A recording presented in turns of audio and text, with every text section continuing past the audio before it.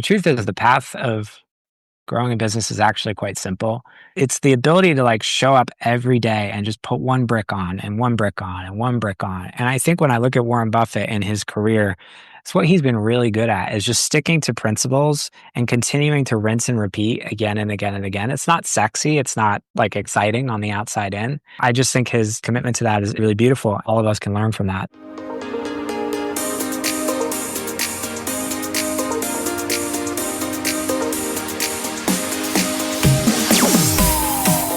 Entrepreneurs, we're bringing on Jason today. He's a multi-six-figure business coach and the creator of CEO Freedom Formula. This may be a big help to many of you listening on, where he's got a proven method to help six-figure plus online businesses scale sustainably while, of course, working less. He's helped over 1,000 entrepreneurs, and he's here to help you do the same. Jason, welcome to That Entrepreneur Show. What's up, man? I'm grateful to be here. I'm excited to dive in. Thanks for having me. We're excited to have you as well. We're going to touch on a lot of great areas today. And of course, the big theme, sustainable growth, authentic marketing, and building businesses that support a life of freedom and fulfillment. My name is Vincent A. Lancey, and welcome back to That Entrepreneur Show. Thank you for keeping the show a top 2.5% global show. Please remember to subscribe and share with a friend to stay current with our community, because if you're not, you may have missed today's show, and again, specializes in helping entrepreneurs scale beyond six figures without sacrificing their time or well-being. Jason, did you always want to own your own business? Did you always want to be an entrepreneur? Walk us through it. My whole life, I've always been building businesses. My parents were in banking, and I always said, I just don't want to do that. I don't want to sit in an office all day. So when I was 13, first real official online business, I loved playing computer games as a kid. The most frustrating thing about playing computer games was that you have to put the CD in the computer in order to play your favorite games. If anyone remembers CDs. Yeah, And I had a so, few. yeah, I'm glad those days are behind us. So anyways, I'd have to find the CD. It would usually be in like a couch cushion under the seat or something. It would take me like 10 minutes to find the CD to play my games. And so one summer I built the software program that basically made it so it would trick the computer into thinking a CD was in the drive. So you could play all your favorite computer games without the CDs. So I was like reading computer programming books, like in the bathroom, like trying to figure out how to do this. And it took me a couple months to put this together. And I'll never forget, I launched this thing online. I couldn't set up a payment processor because I wasn't old enough. So I had to ask my dad. I said, hey, Dad, can you please sign for this? And luckily he was cool and he set me up with one. And I'll never forget, Vincent, that day I woke up one morning and I checked my email and I got that first email that said, you've made a sale. Yeah. And something in me changed in that moment. It was like the coolest feeling ever. I remember the rush and just the feeling that I could connect with someone on the other side of the world who I never met, to be able to add value to their life and to be able to create this connection and also to make money, in return by doing that. It's hooked me ever since. And so, it's been 20 something years since then. But my passion for online marketing, my passion for building communities and using this incredible tool that we have, the internet, to be able to connect with people and make a difference in the lives of others, that has never changed. And it's taken many different forms and many different businesses. And I spent some time as a director of sales, and today I get to help entrepreneurs scale. And so it's taken many different chapters, but the common thread has always been that initial fire that I think I felt when I was 13, when I made my first sale online. The first sale's nice, getting that Stripe email, that Zelle, whatever it may be. Okay, someone else wants this. There is value in this. Now let's try to find more people that we can serve, that they do see the value that is their target. And I know a way you can add value to our audience is you have actually a go-to strategy for generating high ticket sales and these clients consistently. Let's dive in.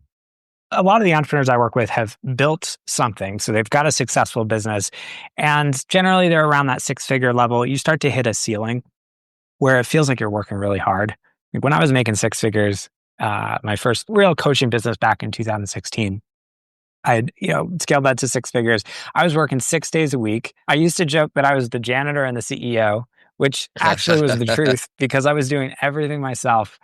And so a lot of folks at that level, they hit that point, and certainly I did, where it's like, look, I know I can't keep doing more of what got me to where I am today. And I want to break through the next level. And I want to do this in a way that actually supports my life and allows me to be with my family and take time off and not constantly feel like I have to be working and I'm on. I mean, folks tell me like, it's like I'm going to bed at night, I'm thinking about the business. It's like the only thing I can think about. How do I do this in a way that allows me to be like a real human being? And so I really love getting to support entrepreneurs and finding that in their business. And there's this roadmap I call it the CEO Freedom Formula, these 3 steps that I created really as a result of my own journey, as well as helping and supporting these entrepreneurs and scaling and doing it in a way that's actually sustainable. So these 3 steps, we can get into them, but really these are like the roadmap to be able to scale and do it while not sacrificing your life. And so Oh, if you want to queue up, we can dive deeper no, into we're that. gonna dive into all of those just in a second, but I do want to not breeze past the sickness that is entrepreneurship. Sometimes there's a lot of great things, but I've got my post-it pad next to my bed because I'm gonna be raffling off ideas at some point of the night, and I'm always gonna have to keep going. So I get that as well, where you can't just turn off. I'm very grateful now that I have an amazing team where I wouldn't really need to work. I do still play a part in the process, but it doesn't run around me. I'm phasing out of over the last maybe 6 months that 3 a.m. wake up all the way through, which is a beautiful thing. But now everybody is more concerned about these 3 steps. Yeah. So the 3 steps to the CEO freedom formula. The first piece of this, which I think is the most important piece, is CEO identity. For years, I tried to grow my business, but I would always do it by focusing on the business. And my mindset was like, if I can find the perfect strategy or tactic or marketing plan, then the business is going to grow. And I would hit, a record month or something would happen, but then the next month I'd be right back where I started. Yeah. For years, I just felt like I was in the stop and start pattern. I was like, what am I missing? I feel like I want to grow my business, but I just can't break through to that next level. It took me a long time to realize that the reason my business wasn't growing was because I was approaching the business with this outside in paradigm. In other words, the key to business growth is to focus on the business. When I started shifting my focus from outside in to inside out, in other words, realizing that the business that I have is a perfect match for who I am, my identity, my beliefs, how I see myself on the inside, that was when things changed. That was when I was able to scale to 500,000 a year in sales. I really unlocked that next level of growth in my business. It was realizing that my primary job was not actually to focus on the business, but to realize that my business grew naturally when my identity, when my beliefs, when my own internal state was in alignment with what I wanted to create. So when I work with entrepreneurs, the first thing that we do is we start from the inside out. And what CEO identity is really looking at the pattern of thinking, the way that you're showing up in your business, and starting to make that internal shift from an identity perspective. And what that looks like on a really practical level. This is often a question I'll give people. Like, let's say you're running a 6-figure business, you want to build a 7-figure business. And this works regardless of maybe you don't have a business, you want to make 6 figures, wherever you are on the levels, on the scale of business growth. The first step is you start to ask yourself, let's say you're making 6 figures, you want to make 7. You start to ask yourself, you wake up in the morning, you say, how would a 7-figure entrepreneur move through this day? If I was already making 7 figures, what decisions would I make? How would I show up to this sales call I'm about to have? How would I look at my team? How would I look at this investment that I'm about to make in this person or this hire or this business mentor? And we start making decisions as the 7-figure identity before the business reflects it. And this is what's so hard. It's like folks are like waiting for the business to change. It's like we have this mindset that says, well, hold on a second. That sounds good in theory, but Jason, I can't start to make 7-figure decisions if I'm a 6-figure entrepreneur. And my response to that is, well, you'll never make 7 figures in a 6-figure mindset. If you could keep making 6-figure decisions, you will always keep creating a 6-figure business. And so the internal side of things has to come first, which means you become the person who can hold the level of success or the business or the revenue or whatever it is you want on the outside. And then the outside will naturally fall into alignment with that internal set of beliefs. So this is a hard thing to do. It sounds really nice in theory, but for me, when I really started practicing this, like we were living in Denver, and we had a really nice home we were renting, and I started asking myself this question. I realized Denver was not the place, so we moved into this beautiful multi-million-dollar home here in Boulder before the business had the revenue to support it. I remember having a conversation with my dad. He's like, you're spending that much on rent? You crazy? And it was the best decision I had ever made because what it did was it created a different reality around me that reflected back a certain identity that allowed me to anchor into a different self that then cascaded out into the business. So this sounds nice in theory. It's actually quite challenging and it can create a lot of challenges in your life as you're shifting identities. Things need to fall away. There's a period of death and rebirth as you really step into a new self. This is the most important part of business growth. It's the part that people don't talk about enough. And it's really, if you get this piece right, everything else will fall into place. I love everything you said. Thank you for sharing, everyone. Be sure to stick around longer so you can find out how to learn more from him on his website and get in touch with him. Why do you think it's not talked about like all the other sexier, as I do the air quotes on the air topics are, when it does have arguably the most importance? Excuse me. Because it's not in line with the way that most people are wired. And I, even as someone who's marketing a business, I have this tension all the time between it's like what's the thing that people really need and what's the thing that they think they want.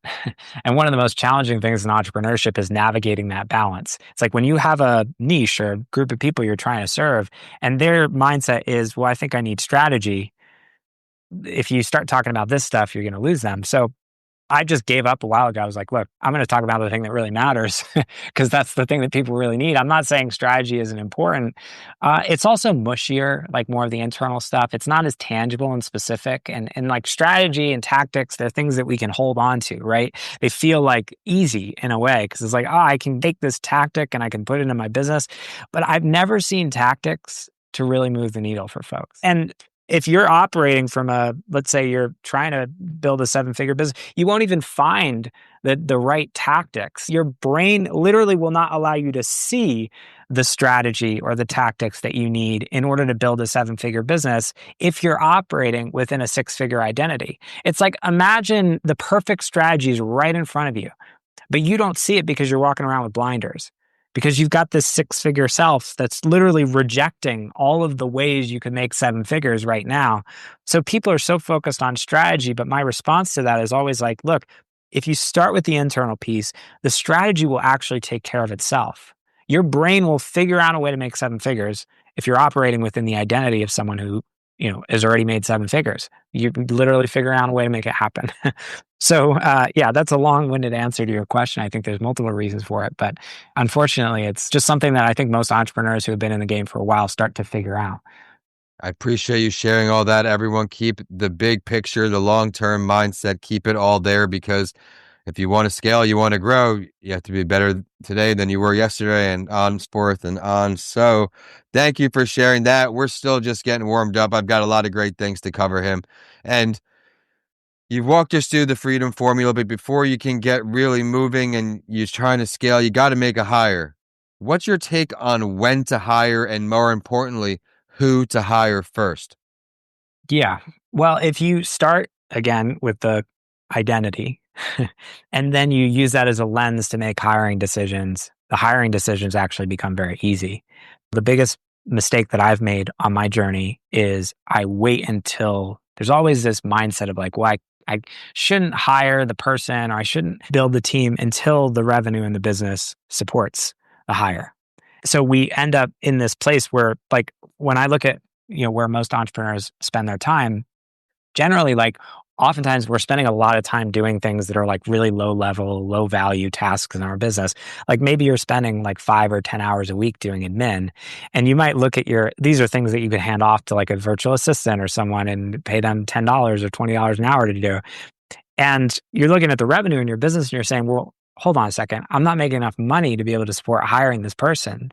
And the response that I would give to that is you're not going to make more money until you get those lower level things off your plate so that you can redirect all that time into higher value, higher ROI tasks. When you're not spending 10 hours a week focusing on admin, what can you do with that 10 hours? Well, you can redirect that back into creating content or doing more sales calls or building a new offer that's going to make you 10 times the amount of money that you're going to pay somebody else to take those things off your plate. So I think the truth is if you're in growth mode in a business, you have to hire before the revenue in the business supports the hire.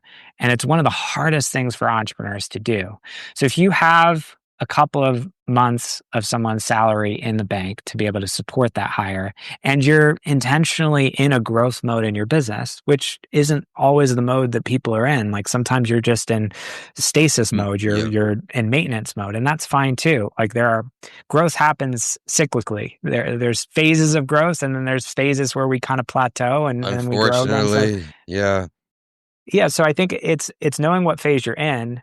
But if you're like, okay, I want to grow this business, like I'm consciously in a growth phase, then the investment in team and infrastructure and audience and whatever the investment is, those things come first. And the revenue is a lagging indicator that happens as a result. So not waiting for the revenue to be able to reflect the hire, but really choosing to go first with that, I think is something that's really important. I love it. Build out the team and then you can fulfill bigger orders, right? But I went through a hiring crazy a little bit, extra few people I brought on. We ended up slimming down because there are people who believe in what you're doing. They know your systems. They want to grow with you. And those people, to me, deserved more work. We're floating now at a team of 13 with me. Thank you for sharing that. I love to wrap it up with this, though. You could choose any entrepreneur, dead or alive, to sit down with and grow from. Who would you choose? It's a great question. I think for me, it'd probably be Warren Buffett. That's who comes to mind. I I can't love argue it. his just simplicity and his commitment to playing the long game. This is something I think quite a bit about in entrepreneurship. The truth is, the path of growing a business is actually quite simple.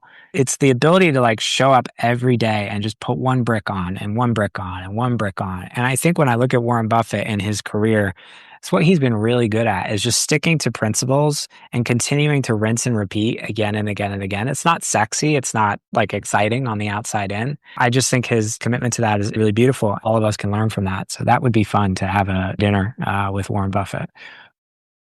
I love the choice, and the big term vision is always something we can grow on, right? New perspectives, change new thoughts. So thank you for sharing that. And thank you so much for coming to that entrepreneur show. I want to congratulate you again on all your success. I mean, I look forward to seeing where you go now that we're connected. Where can we find you online? Thanks, brother. I appreciate that. Yeah, so you can go to jasonmoss.com. That's our hub for all things that I do. I've got a YouTube channel with lots of free content, trainings for entrepreneurs, great email list where I send my thoughts on business growth and stuff that comes up for me in terms of lessons I've learned. So there's a guide on there you can check out, lots of different ways you can connect, and jasonmoss.com would be a great place to go to get started. Thank you for sharing that and highlighting another area on his way out, offering free resources. We have a bunch on the website too, where different points of entry for different people, different budgets. Sometimes you can help people with a free resource. A lot of times there isn't the time available where then they will come to you because you gave them that free value. Love that message. Thank you again, everyone, for tuning into that entrepreneur show. We want to thank Jason so much for joining our community. My name is Vincent A. Lancey, and today is brought to you by Coming Alive podcastproduction.com. You want to check out what they have to offer. And with that, we're signing off across the way. Thank you so much, Jason. Thank you.